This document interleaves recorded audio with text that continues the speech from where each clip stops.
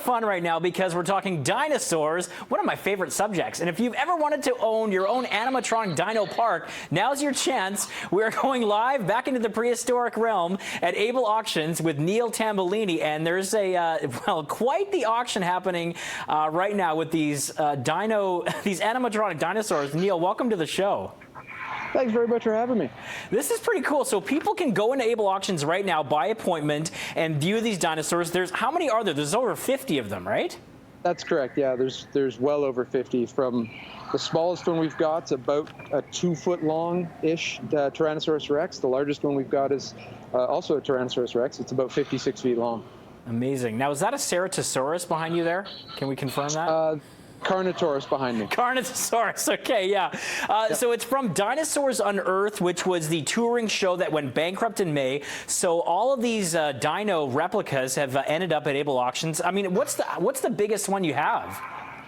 The biggest one we have here, it'd be a toss-up between the T-Rex we've got and we've got a Shintangosaurus, which was a herbivore. And they're both around about 56 feet long and about 20-ish, 22 feet tall. Incredible. There's also fossils, there's lights and all kinds of things. So the bidding is open right now. People are bidding on them right now. The auction closes tomorrow. What kind of people are you seeing have an interest in this?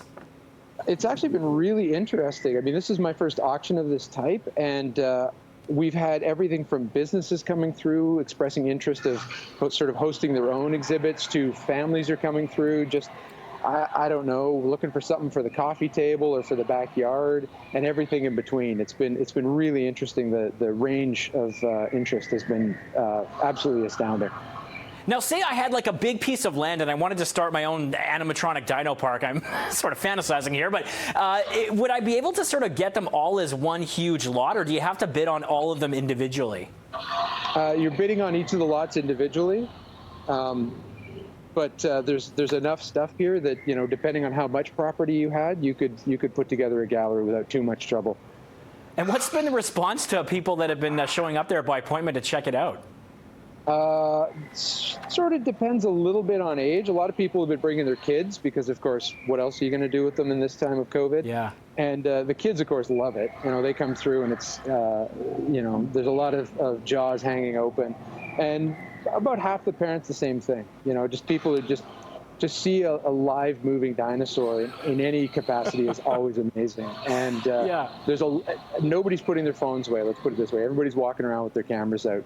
Of course, you got to get it on the gram. And they make sounds too. So they come with built-in speakers a lot of times, these working dinosaurs? All of the, I shouldn't say all, most of the animatronic, or most of the dinosaurs that are skinned, like the one behind me, come with a full control system, including a speaker and controller.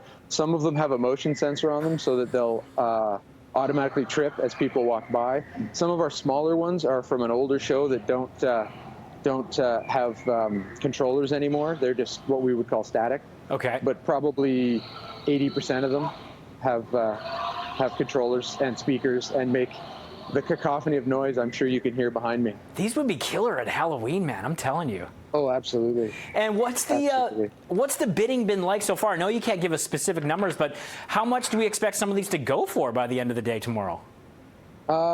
Depending on the size, the complexity, the style, you could be looking at anywhere between a couple of thousand to multiple thousands of dollars. You know, just depends on, you know, obviously the bigger dinosaurs, while they have more value by, you know, the nature of their size, they're obviously a lot harder to manage.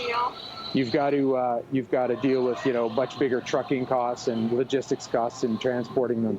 Whereas the smaller ones, you know, there's one across from me, a small Dilophosaurus. You could throw that in the back of a pickup truck and take it home. Watch out, they spit. They do. Well, okay. Actually, they don't, but that's a different conversation. Only in the movies. As we wrap, just tell people where they can get more information and just some of the details about the bidding, which closes tomorrow. If you just go to Able Auctions website at ableauctions.ca and click on the link for the dinosaur auction, everything's there. The bidding process is all there. There's some information on what you've got to do to register as a bidder. Okay. And you know, collection information, all that sort of stuff. Definitely getting a lot of clicks. I'm sure it's hard to miss on the website there. Thank you so much for your time today, Neil. Really fascinating. Absolutely. It's been a pleasure. Okay, you take care. Good luck with those dinos. Interesting to see who snaps those up, if it's going to be someone who is just trying to start a dino park or a lot of individual ones. All right, coming up, we've got